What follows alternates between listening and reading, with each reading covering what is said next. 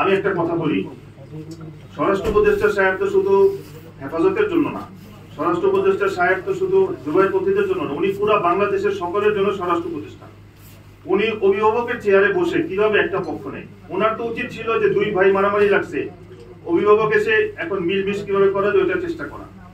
এই জন্য আমি মহতারাম ডক্টর ইউনূস সাহেব আছেন আমাদের, উনি এখন দেশের প্রধান এবং আল্লাহ তাআলা ওনাকে দেশের জনগণের খাদেম বানিয়েছেন। আমি ওনার কাছে দরখাস্ত এবং গুজারিশ এটা যে আপনি যে ডিপার্টমেন্টকে দায়িত্ব দিয়েছেন ওনারা এটা ফেল, ওনারা পারবে না, কারণ ওনারা একটা পক্ষ নিয়ে নিচ্ছে।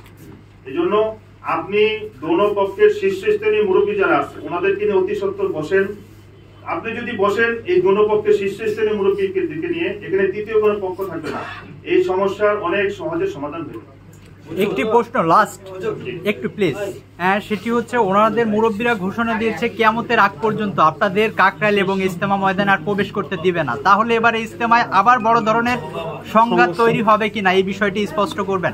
দেখেন, তাবলীগের আমরা তাবলীগের যে প্রতিষ্ঠান এটা অরাজনৈতিক এবং অলাভজনক একটা প্রতিষ্ঠান। তাবলীগরা কখনো রাজনৈতিক ব্যানারেও যায় না, রাস্তায়ও যায় না, কারো বলে যে পদত্যাগও চায় না, কিন্তু আমরা কোন শক্তির বড়াই দেখি না। সর্বশক্তিমান তো আল্লাহ, ওয়া আলা কুল্লি শাইইন কাদির, আল্লাহর থেকে বড় শক্তি কারো নাই।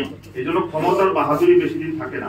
আমাদের সাথীরা জায়গায় জায়গায় জুলুম হচ্ছে, মারের শিকার হচ্ছে। আমরা মজলুম, তরকারি বিক্রি করে, মাছ বিক্রি করে, রিকশা চালায় সাথীরা, এদের উপরে হামলা হচ্ছে। আল্লাহ তাআলা দেখতেছে। এজন্য দুনিয়াতে যদি শাস্তি নাও হয়, আখিরাতে কিন্তু কেউ ছাড় পাবে না। এজন্য আমরা তো মজলুমের বদদোয়া হইতে বাঁচিয়া থাকিও, রাসূল সাল্লাল্লাহু আলাইহি ওয়াসাল্লাম বলেছেন।